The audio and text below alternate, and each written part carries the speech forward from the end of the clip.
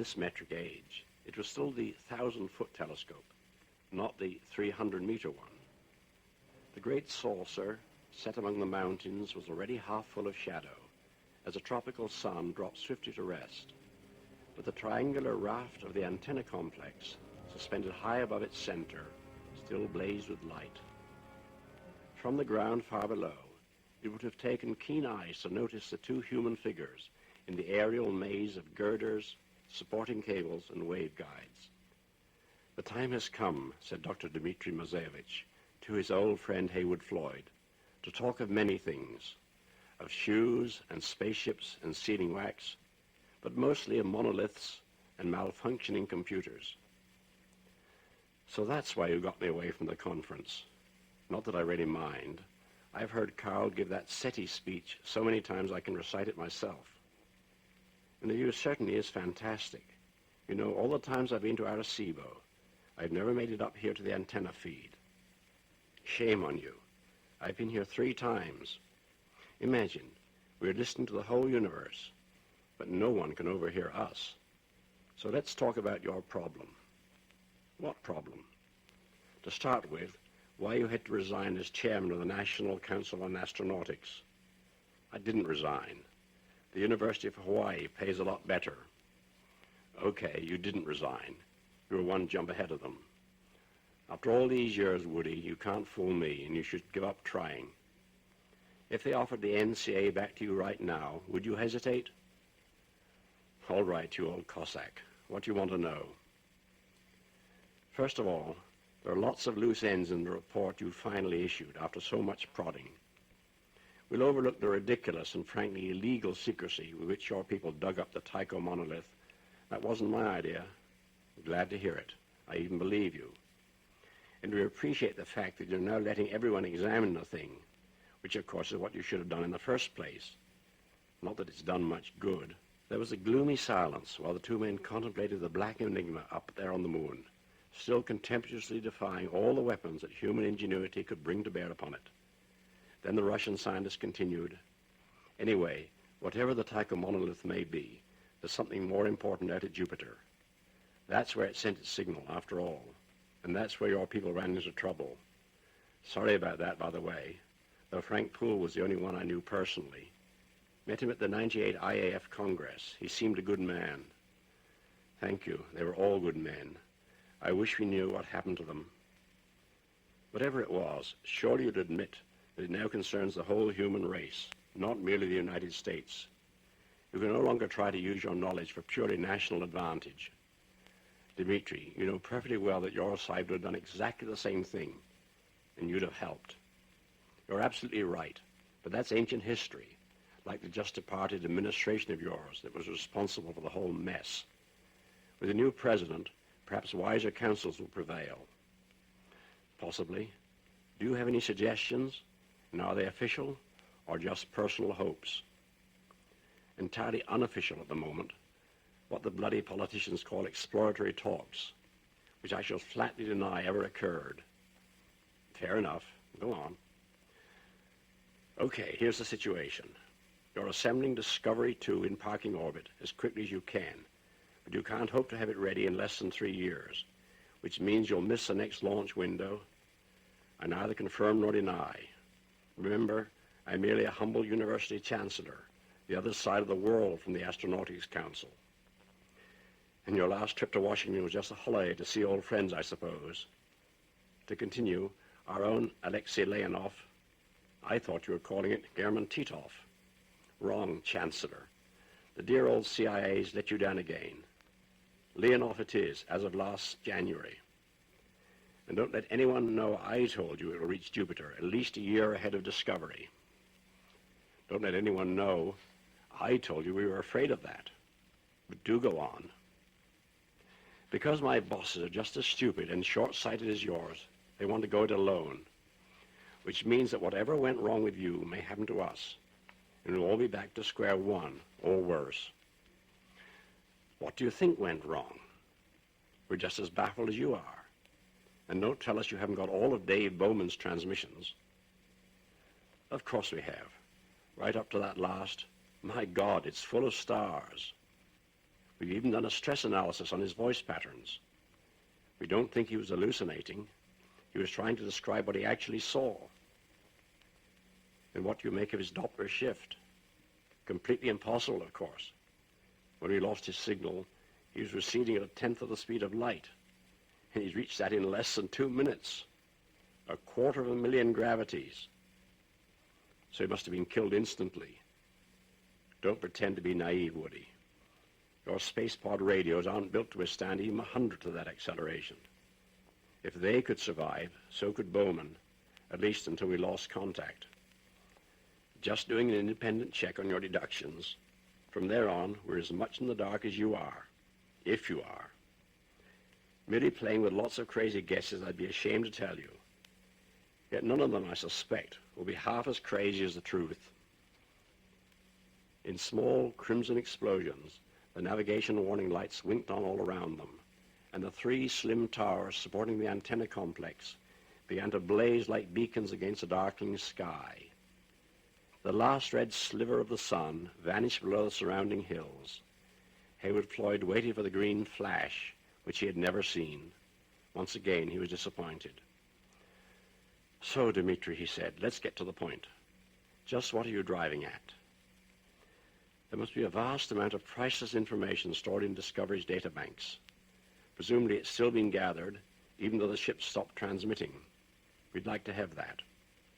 Fair enough, but when you get out there, and Leonov makes a rendezvous, what's to prevent you from boarding Discovery and copying everything you want? I never thought I'd have to remind you that Discovery is United States territory, and an unauthorized entry would be piracy, except in the event of a life or death emergency, which wouldn't be difficult to arrange. After all, it'd be hard for us to check what your boys are up to from 1 billion kilometers away. Thanks for the most interesting suggestion. I'll pass it on. But even if we went aboard, it would take us weeks to learn all your systems and read out all your memory banks. What I propose is cooperation. I'm convinced that's the best idea, but we may both have a job selling it to our respective bosses. You want one of our astronauts to fly with Leonov? Yes, preferably an engineer who specialized in Discovery systems, like the ones you're training at Houston to bring the ship home. How did you know that? For heaven's sakes, Woody, it was on Aviation Week's video text at least a month ago. I am out of touch. Nobody tells me what's been declassified. All more reason to spend time in Washington. Will you back me up?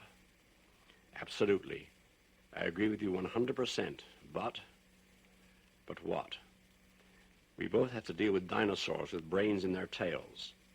Some of mine will argue, let the Russians risk their necks hurrying out to Jupiter. We'll be there anyway in a couple of years, so what's the hurry? For a moment, there was silence on the antenna raft, except for a faint creak from the immense supporting cables that held it suspended 100 meters in the sky. Then Mazevich continued, so quietly that Floyd had to strain to hear him.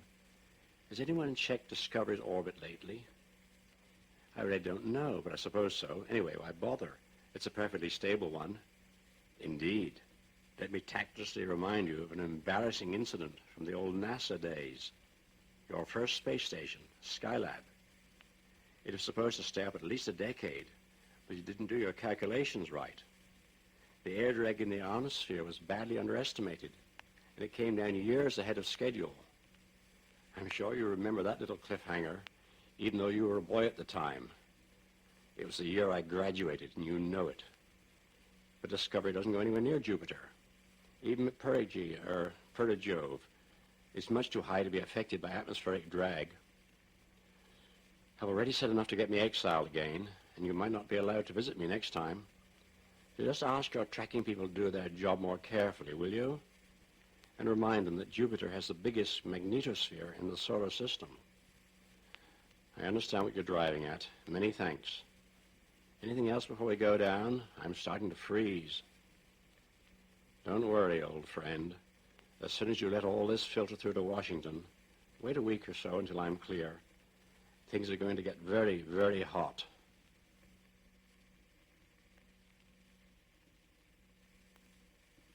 This is Haywood Floyd, aboard cosmonaut Alexei Leonov, on course for Jupiter. But as you can well imagine, all our thoughts are now focused upon Europa. At this very moment, I'm looking at it through the most powerful of the ship's telescopes. Under this magnification, it's 10 times larger than the moon as you see it with the naked eye. It's a really weird sight. The surface is a uniform pink with a few small brown patches. It's covered with an intricate network of narrow lines, curling and weaving in all directions. In fact, it looks very much like a photo from a medical textbook, showing a pattern of veins and arteries. A few of these features are hundreds or even thousands of kilometers long and look rather like the illusory canals that Percival Lowell and other early 20th century astronomers imagined that they'd seen on Mars. But Europa's canals aren't an illusion, though of course they're not artificial. What's more, they do contain water, or at least ice. For the satellite is almost entirely covered by ocean, averaging 50 kilometers deep. Because it's so far from the sun, Europa's surface temperature is extremely low, about 150 degrees below freezing. So one might expect its single ocean to be a solid block of ice. Surprisingly, that isn't the case, because there's a lot of heat generated inside Europa by tidal forces, the same forces that drive the great volcanoes on neighboring Io. So the ice is continually melting, breaking up, and freezing, forming cracks and lanes like those in the floating ice sheets in our own polar regions. It's that intricate tracery of cracks I'm seeing now. Most of them are dark and very ancient, perhaps millions of years old, but a few are almost pure white. They're the new ones that have just opened up and have a crust only a few centimeters thick. Chen has landed right beside one of these white streaks, the 1,500-kilometer-long feature that's been christened the Grand Canal. Presumably, the Chinese intend to pump its water into their propellant tanks so that they can explore the Jovian satellite system and then return to Earth. That may not be easy, but they'll certainly have studied the landing site with great care and must know what they're doing. It's obvious now why they've taken such a risk and why they are claiming Europa. As a fueling point, it could be the key to the entire outer solar system. Though there's also water on Ganymede, it's all frozen and also less accessible because of that satellite's more powerful gravity. And there's another point that just occurred to me. Even if the Chinese do get stranded on Europa, they might be able to survive until a rescue mission is arranged. They have plenty of power, there may be useful minerals in the area, and we know that the Chinese are the experts on synthetic food production. It wouldn't be a very luxurious life, but I have some friends who would accept it happily for that staggering view of Jupiter sprawled across the sky, the view we expect to see ourselves in just a few days. This is Heywood Floyd, saying goodbye from my colleagues and myself aboard Alexei Leonov. And this is the bridge. Very nice presentation, Heywood. You should have been a newsman. I've had plenty of practice. Half my time was spent on PR work. PR? Public relations. Usually telling politicians why they should give me more money. Something you don't have to bother about. How I wish that was true. Anyway, come up to the bridge. There's some new information we'd like to discuss with you. Floyd removed his button microphone, locked the telescope into position, and extricated himself from the tiny viewing blister. As he left, he almost collided with Nikolai Ternovsky, obviously on a similar mission. I'm about to steal your best quotes for Radio Moscow, Woody. Hope you don't mind. You're welcome, Tovarish. Anyway, how could I stop you? Up on the bridge, Captain Orloff was looking thoughtfully at a dense mass of words and figures on the main display. Floyd started to painfully transliterate these when she interrupted him. Don't worry about the details. These are estimates of the time it will take Chen to refill its tanks and get ready for liftoff. My people are doing the same calculations, but there are far too many variables. We think we've removed one of them. Did you know that the very best water pumps you can buy belong to fire brigades? And would you be surprised to learn that the Peking Central Station had 4 of its latest models suddenly requisitioned a few months ago, despite the protests of the mayor? I'm not surprised, merely lost in admiration. Go on, please.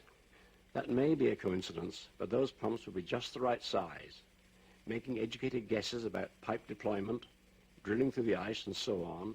Well, we think they could lift off again in 5 days. 5 days? If they're lucky, and everything works perfectly, and if they don't wait to fill their propellant tanks, but merely take on just enough for a safe rendezvous with Discovery before we do. Even if they beat us by a single hour, that would be enough. They could claim salvage rights, at the very least. Not according to the State Department's lawyers. At the appropriate moment, we'll declare that Discovery is not a derelict, but is merely being parked until we can retrieve it. Any attempt to take over the ship would be an act of piracy. I'm sure the Chinese will be most impressed. If they're not, what can we do about it? We outnumber them, and 2 to 1 when we revive Chandra and Kerno. Are you serious? Where are the cutlasses for the boarding party? Cutlasses? Swords, weapons. Oh, we could use a laser telespectrometer. That can vaporize milligram asteroid samples at ranges of 1,000 kilometers.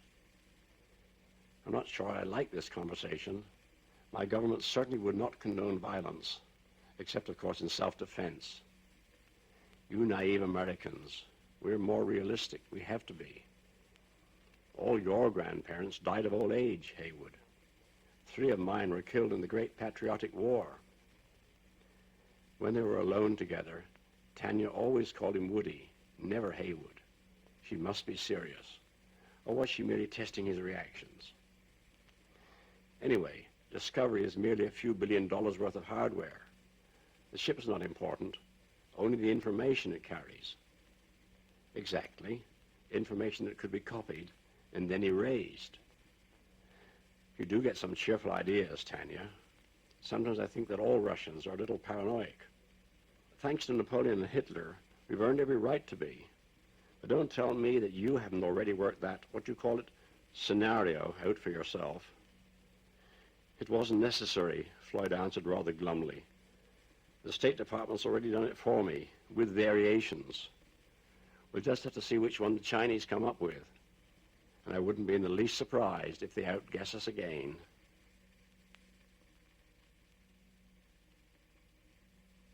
Dr. Floyd, I know you're aboard Leonov. I may not have much time. Aiming my suit antenna where I think. The signal vanished for agonizing seconds, then came back again much clearer, though not appreciably louder. Relay this information to Earth. Chen destroyed 3 hours ago. I'm only survivor, using my suit radio. No idea if it has enough range, but it's the only chance. Please listen carefully. There is life on Europa. I repeat, there is life on Europa. The signal faded again. There was a stunned silence which no one attempted to interrupt. While he was waiting, Floyd searched his memories furiously. He could not recognize the voice. It might have been that of any Western-educated Chinese. Probably it was someone he had met at a scientific conference, but unless the speaker identified himself, he would never know. Soon after local midnight, we were pumping steadily and the tanks were almost half full. Dr. Lee and I went out to check the pipe insulation. Chen stood about 30 meters from the edge of the Grand Canal. Pipes go directly from it and down through the ice. Very thin, not safe to walk on. The warm-up welling. Again a long silence. Floyd wondered if the speaker was moving and had been momentarily cut off by some obstruction. No problem. 5 kilowatts of lighting strung up on the ship. Like a Christmas tree. Beautiful, shining right through the ice. Glorious colors. Lee saw it first. A huge dark mass rising up from the depths. At first he thought it was a school of fish, too large for a single organism. Then it started to break through the ice. Dr. Floyd, I hope you can hear me. This is Professor Chang. We met in '02, Boston IAU conference. Instantly, incongruously, Floyd's thoughts were 1 billion kilometers away. He vaguely remembered that reception after the closing session of the International Astronomical Union Congress, the last one that the Chinese had attended before the Second Cultural Revolution. And now he recalled Chang very distinctly, a small, humorous astronomer and exobiologist with a good fund of jokes. He wasn't joking now. Like huge strands of wet seaweed crawling along the ground, Lee ran back to the ship to get a camera. I stayed to watch, reporting over the radio. The thing moved so slowly I could easily outrun it. I was much more excited than alarmed. Thought I knew what kind of creature it was. I've seen pictures of the kelp forests off California, but I was quite wrong. I could tell it was in trouble. It couldn't possibly survive at a temperature 150 below its normal environment. It was freezing solid as it moved forward. Bits were breaking off like glass, but it was still advancing towards the ship, a black top. I was still so surprised that I couldn't think straight, and I couldn't imagine what it was trying to do. Is there any way we can call him back? Floyd whispered urgently. No, it's too late. Europa will soon be behind Jupiter. We'll have to wait until it comes out of eclipse. Climbing up the ship, building a kind of ice tunnel as it advanced. Perhaps this was insulating it from the cold, the way termites protect themselves from sunlight with their little corridors of mud. Tons of ice on the ship. The radio antennas broke off first. Then I could see the landing legs beginning to buckle, all in slow motion, like a dream. Not until the ship started to topple did I realize what the thing was trying to do. And then it was too late. We could have saved ourselves if only we'd switched off all those lights. Perhaps it's a phototrope, its biological cycle triggered by the sunlight that filters through the ice. Or it could have been attracted like a moth to a candle. Our floodlights must have been more brilliant than anything that Europa has ever known. Then the ship crashed. I saw the hull split, a cloud of snowflakes form as moisture condensed. All the lights went out, except for one, swinging back and forth on a cable a couple of meters above the ground. I don't know what happened immediately after that. The next thing I remember, I was standing under the light beside the wreck of the ship with a fine powdering of fresh snow all around me. I could see my footsteps in it very clearly. I must have run there, perhaps only a minute or two had elapsed. The plant, I still thought of it as a plant, was motionless. I wondered if it had been damaged by the impact. Large sections, as thick as a man's arm, had splintered off like broken twigs. Then the main trunk started to move again. It pulled away from the hull and began to crawl towards me. That was when I knew for certain that the thing was light sensitive. I was standing immediately under the 1,000-watt lamp, which had stopped swinging now. Imagine an oak tree, better still, a banyan with its multiple trunks and roots, flattened out by gravity and trying to creep along the ground. It got to within 5 meters of the light, then started to spread out until it made a perfect circle around me. Presumably that was a limit of its tolerance, the point at which photo-attraction turned to repulsion. After that, nothing happened for several minutes. I wondered if it was dead, frozen solid at last. Then I saw that large buds were forming on many of the branches. It was like watching a time-lapse film of flowers.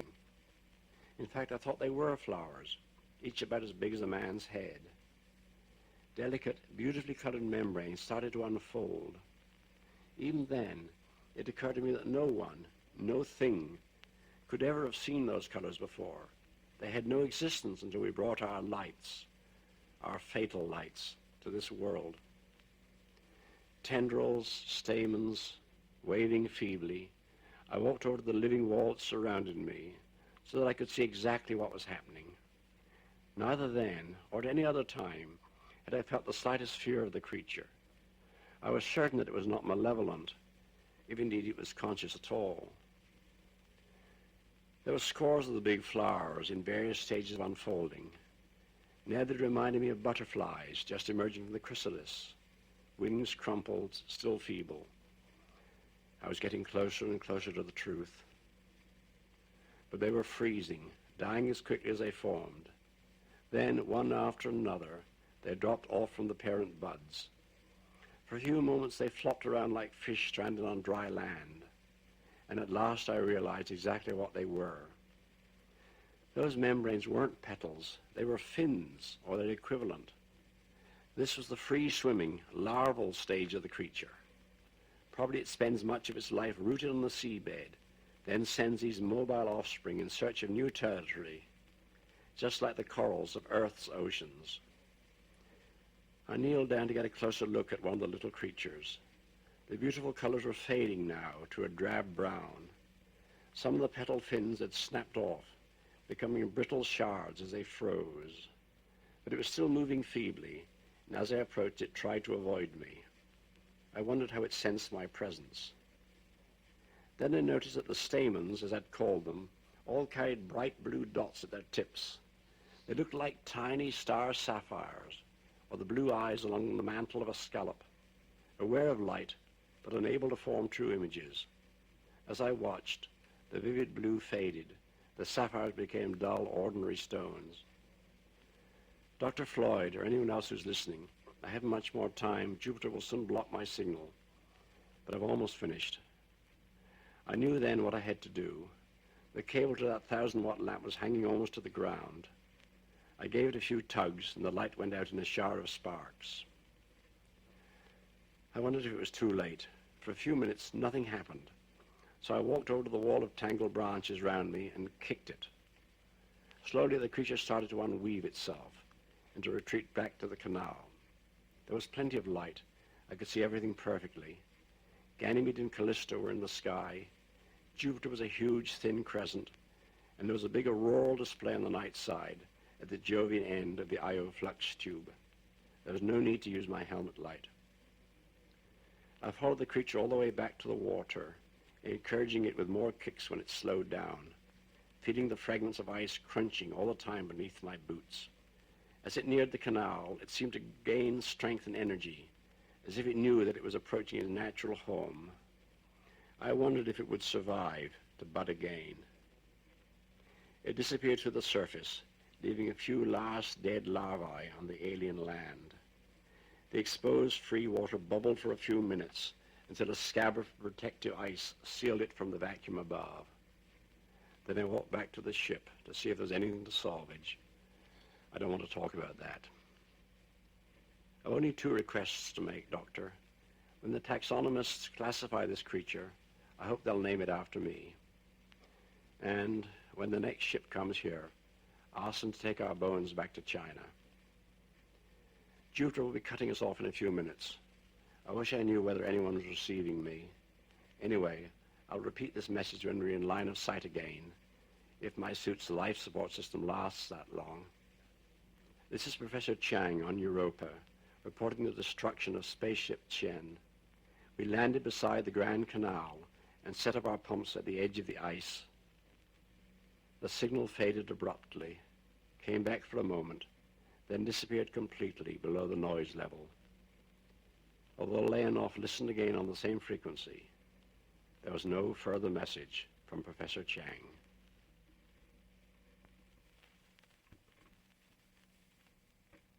Hello, Dmitri. This is Woody, switching to key 2 in 5 seconds. Unless your computers are 1,000,000 times faster than ours, and I'm damn sure they're not, no one can decrypt this on your side or mine. But you may have some explaining to do. Anyway, you're good at that. Would you believe that I'm still slightly drunk? We felt we deserved a little party once we successfully rendezvoused with Discovery. Besides, we had 2 new crew members to welcome aboard. Chandra doesn't believe in alcohol. It makes you too human. But Walter Curnow more than made up for him. Only Tanya remains stone cold sober, just as you'd expect. My fellow Americans, I sound like a politician, God help me, came out of hibernation without any problems and are both looking forward to starting work. We'll all have to move quickly. Not only is time running out, but Discovery looks in very bad shape. We could hardly believe our eyes when we saw how its spotless white hull had turned a sickly yellow. Io's to blame, of course. The ship spiraled down to within 3,000 kilometers, and every few days one of the volcanoes blasts a few megatons of sulfur up into the sky. Even though we've seen the movies, you can't really imagine what it's like to hang above that inferno. I'll be glad when we can get away, even though we'll be heading towards something much more mysterious and perhaps far more dangerous. I flew over Kilauea during the '06 eruption. That was mighty scary, but it was nothing compared to this. At the moment, we're over the night side, and that makes it worse. You can see just enough to imagine a lot more. It's as close to hell as I ever want to get. Some of the sulfur lakes are hot enough to glow visibly, but most of the light comes from electrical discharges. Every few minutes, the whole landscape seems to explode, as if a giant photo flash has gone off above it. And that's probably not a bad analogy. There are millions of amperes flowing in the flux tube linking Io and Jupiter, and every so often there's a breakdown. Then you get the biggest lightning flash in the solar system, and half our circuit breakers jump out in sympathy.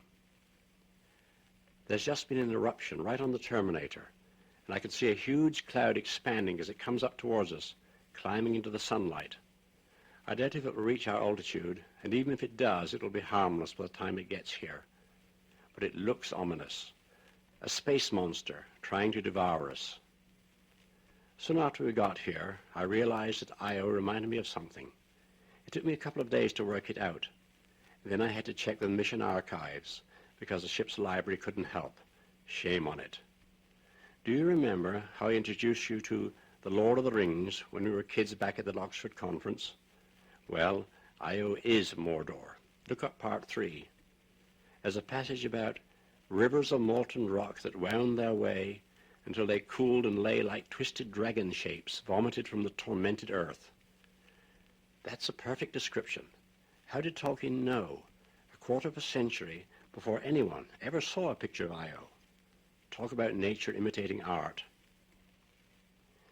At least we won't have to land there. I don't think that even our late Chinese colleagues would have attempted that. But perhaps one day it may be possible. There are areas that seem fairly stable and not continually inundated by sulfur floods. Who would have believed that we'd come all the way to Jupiter, greatest of planets, and then ignore it? Yet that's what we're doing most of the time.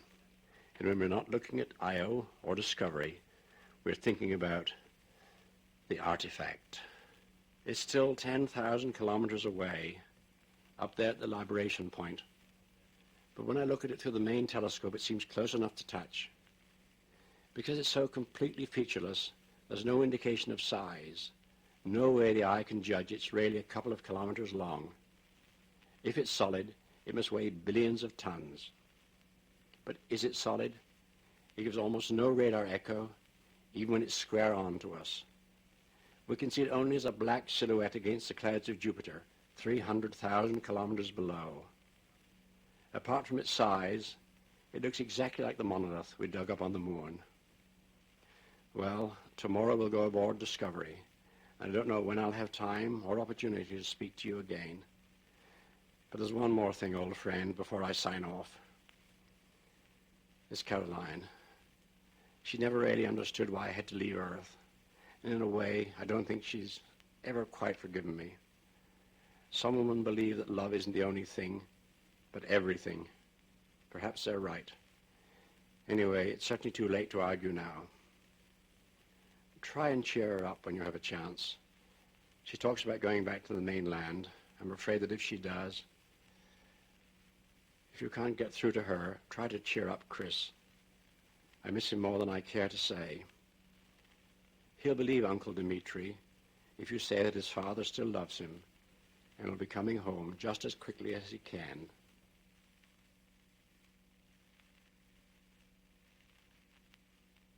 It was as if he was awakening from a dream, or a dream within a dream. The gate between the stars had brought him back to the world of men, but no longer as a man. How long had he been away? A whole lifetime, no, 2 lifetimes, one forward, one in reverse. As David Bowman, commander and last surviving crew member of United States spaceship Discovery, he had been caught in a gigantic trap set 3 million years ago and triggered to respond only at the right time and to the right stimulus. He had fallen through it from one universe to another, meeting wonders some of which he now understood, others which he might never comprehend. He had raced at ever-accelerating speed down infinite corridors of light until he had outraced light itself. That, he knew, was impossible, but he also knew how it could be done. As Einstein had rightly said, the good Lord was subtle, but never malicious. He had passed through a cosmic switching system, a grand central station of the galaxies, and emerged, protected from its fury by unknown forces, close to the surface of a giant red star. There he had witnessed the paradox of sunrise on the face of a sun, when the dying star's brilliant white dwarf companion had climbed into its sky, a searing apparition, drawing a tidal wave of fire beneath it. He had felt no fear, but only wonder, even when his space pod had carried him down into the inferno below. To arrive, beyond all reason, in a beautifully appointed hotel suite containing nothing that was not wholly familiar. However, much of it was fake. The books on the shelves were dummies. The cereal boxes and the cans of beer in the icebox, though they bore famous labels, all contained the same bland food, with texture like bread, but a taste which was almost anything he cared to imagine. He had quickly realized that he was a specimen in a cosmic zoo, his cage carefully recreated from the images in old television programs, and he wondered when his keepers would appear, and in what physical form. How foolish that expectation had been. He knew now that one might as well hope to see the wind, or speculate about the true shape of fire. Then exhaustion of mind and body had overwhelmed him. For the last time, David Bowman slept. It was a strange sleep, for he was not wholly unconscious. Like a fog creeping through a forest, something invaded his mind. He sensed it only dimly, for the full impact would have destroyed him as swiftly and surely as the fires raging round him. Beneath its dispassionate scrutiny, he felt neither hope nor fear. Sometimes in that long sleep, he dreamed he was awake. Years had gone by. Once he was looking in a mirror at a wrinkled face he barely recognized as his own. His body was racing towards its dissolution, the hands of the biological clock spinning madly towards the midnight they would never reach. For the last moment, time came to a halt and reversed itself. The springs of memory were being tapped. In controlled recollection, he was reliving the past, being drained of knowledge and experience as he swept back towards his childhood. But nothing was being lost. All that he had ever been, at every moment of his life, was being transferred to safer keeping. Even as one David Bowman ceased to exist, another became immortal, passing beyond the necessities of matter. He was an embryo god, not yet ready to be born. For ages he floated in limbo, knowing what he had been, but not what he had become. He was still in a state of flux, somewhere between chrysalis and butterfly, or perhaps only between caterpillar and chrysalis. And then the stasis was broken. Time re-entered his little world. The black rectangular slab that suddenly appeared before him was like an old friend. He had seen it on the moon. He had encountered it in orbit around Jupiter, and he knew somehow that his ancestors had met it long ago. Though it held still unfathomed secrets, it was no longer a total mystery. Some of its powers he now understood. He realized that it was not one, but multitudes, and that whatever measuring instruments might say, it was always the same size, as large as necessary. How obvious now was that mathematical ratio of its sides, the quadratic sequence 1, 4, 9. And how naive to have imagined that the series ended here in only 3 dimensions. Even as his mind focused upon these geometrical simplicities, the empty rectangle filled with stars. The hotel suite, if indeed it had ever really existed, dissolved back into the mind of its creator, and there before him was the luminous whirlpool of the galaxy. It might have been some beautiful, incredibly detailed model embedded in a block of plastic, but it was the reality, now grasped by him as a whole, with senses more subtle than vision. If he wished, he could focus his attention on any one of its 100 billion stars. Here he was, adrift in this great river of suns, halfway between the banked fires of the galactic core and the lonely, scattered sentinel stars of the rim. And there was his origin, on the far side of this chasm in the sky, this serpentine band of darkness, empty of all stars. He knew that this formless chaos, visible only by the glow that limned its edges from fire mists far beyond, was the still unused stuff of creation, the raw material of evolutions yet to be. Here, time had not yet begun. Not until the suns that now burned were long since dead would light and life reshape this void. Unwittingly, he had crossed it once. Now, far better prepared, though still wholly ignorant of the impulse that drove him, he must cross it again. The galaxy burst forth from the mental frame in which he had enclosed it. Stars and nebulae poured past him in an illusion of infinite speed. Phantom suns exploded and fell behind as he slipped like a shadow through their cores. The stars were thinning out, the glare of the Milky Way dimming into a pale ghost of the glory he had known and might one day know again. He was back in the space that men called real, at the very point he had left it, seconds or centuries ago. He was vividly aware of his surroundings, and far more conscious than in that earlier existence of a myriad sensory inputs from the external world. He could focus upon any one of them and scrutinize it in virtually limitless detail until he confronted the fundamental granular structure of time and space, below which there was only chaos. And he could move, though he did not know how. But had he ever really known that, even when he possessed a body? The chain of command from brain to limb was a mystery to which he had never given any thought. An effort of will, and the spectrum of that nearby star shifted towards the blue by precisely the amount he wished. He was falling towards it at a large fraction of the speed of light. Though he could go faster if he desired, he was in no hurry. There was still much information to be processed, much to be considered, and much more to be won. That, he knew, was his present goal, but he also knew that it was only part of some far wider plan, to be revealed in due course. He gave no thought to the gateway between universes, dwindling so swiftly behind him, or to the anxious entities gathered around it in their primitive spacecraft. They were part of his memories, but stronger ones were calling him now, calling him home to the world he had never thought to see again. He could hear its myriad voices growing louder and louder, as it too was growing from a star almost lost against the sun's outstretched corona to a slim crescent, and finally to a glorious blue-white disk. They knew that he was coming. Down there on that crowded globe, the alarms would be flashing across the radar screens, the great tracking telescopes would be searching the skies, and history as men had known it would be drawing to a close.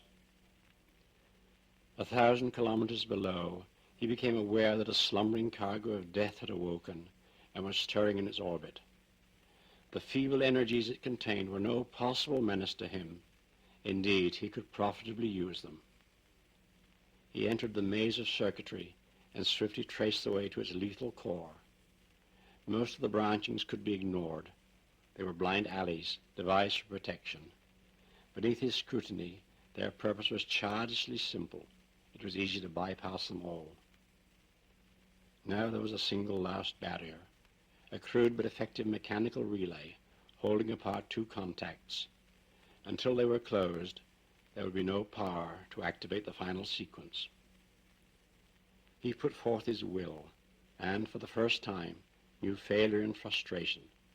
The few grams of the micro-switch would not budge. He was still a creature of pure energy. As yet, the world of inert matter was beyond his grasp. Well, there was a simple answer to that. He still had much to learn. The current pulse induced in the relay was so powerful that it almost melted the coil before it could operate the trigger mechanism. The microseconds ticked slowly by. It was interesting to observe the explosive lenses focus their energies, like the feeble match that ignites a powder train that in turn the megatons flowered in a silent detonation that brought a brief false dawn to half the sleeping world. Like a phoenix rising from the flames, he absorbed what he needed and discarded the rest. Far below, the shield of the atmosphere, which protected the planet from so many hazards, absorbed the most dangerous of the radiation. But there would be some unlucky men and animals who would never see again. In the aftermath of the explosion, it seemed as if the earth was struck dumb. The babble of the short and medium waves was completely silenced, reflected back by the suddenly enhanced ionosphere. Only the microwaves still sliced through the invisible and slowly dissolving mirror that now surrounded the planet, and most of these were too tightly beamed for him to receive them. A few high-powered radars were still focused upon him, but that was a matter of no importance. He did not even bother to neutralize them, as he could easily have done. And if any more bombs came his way, he would treat them with equal indifference. For the present, he had all the energy he needed. And now he was descending in great sweeping spirals towards the lost landscape of his childhood.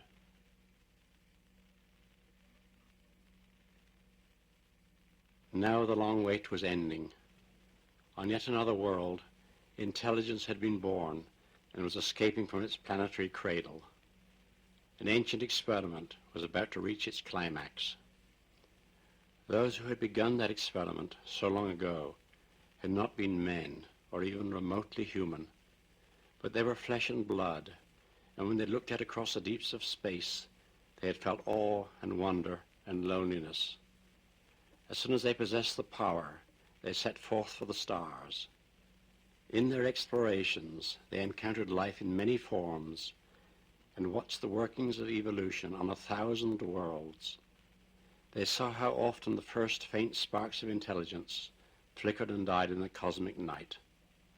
And because, in all the galaxy, they had found nothing more precious than mind, they encouraged its dawning everywhere. They became farmers in the fields of stars. They sowed, and sometimes they reaped. And sometimes, dispassionately, they had to weed. The great dinosaurs had long since perished when the survey ship entered the solar system after a voyage that had already lasted 1,000 years. It swept past the frozen outer planets, paused briefly above the deserts of dying Mars, and presently looked down on Earth. Spread out beneath them, the explorers saw a world swarming with life. For years they studied, collected, catalogued. When they had learned all that they could, they began to modify. They tinkered with the destiny of many species on land and in the ocean. But which of their experiments would succeed, they could not know for at least 1,000,000 years. They were patient, but they were not yet immortal. There was so much to do in this universe of 100 billion suns, and other worlds were calling. So they set out once more into the abyss, knowing that they would never come this way again. Nor was there any need. The servants they had left behind them would do the rest. On Earth, the glaciers came and went, while above them the changeless moon still carried its secret. With a yet slower rhythm than the polar ice, the tides of civilization ebbed and flowed across the galaxy. Strange and beautiful and terrible empires rose and fell, and passed on their knowledge to their successors. Earth was not forgotten, but another visit would serve little purpose. It was one of 1,000,000 silent worlds, few of which would ever speak. And now, out among the stars, evolution was driving towards new goals. The first explorers of Earth had long since come to the limits of flesh and blood. As soon as their machines were better than their bodies, it was time to move. First their brains, and then their thoughts alone, they transferred into shining new homes of metal and plastic. In these, they roamed among the stars. They no longer built spaceships. They were spaceships, but the age of the machine entities swiftly passed. In their ceaseless experimenting, they had learned to store knowledge in the structure of space itself and to preserve their thoughts for eternity in frozen lattices of light. They could become creatures of radiation, free at last from the tyranny of matter. Into pure energy, therefore, they presently transformed themselves, and on 1,000 worlds, the empty shells they had discarded twitched for a while in a mindless dance of death, then crumbled into rust. Now they were lords of the galaxy, and beyond the reach of time. They could rove at will among the stars, and sink like a subtle mist through the very interstices of space. But despite their godlike powers, they had not wholly forgotten their origin in the warm slime of a vanished sea. And they still watched over the experiments their ancestors had started so long ago.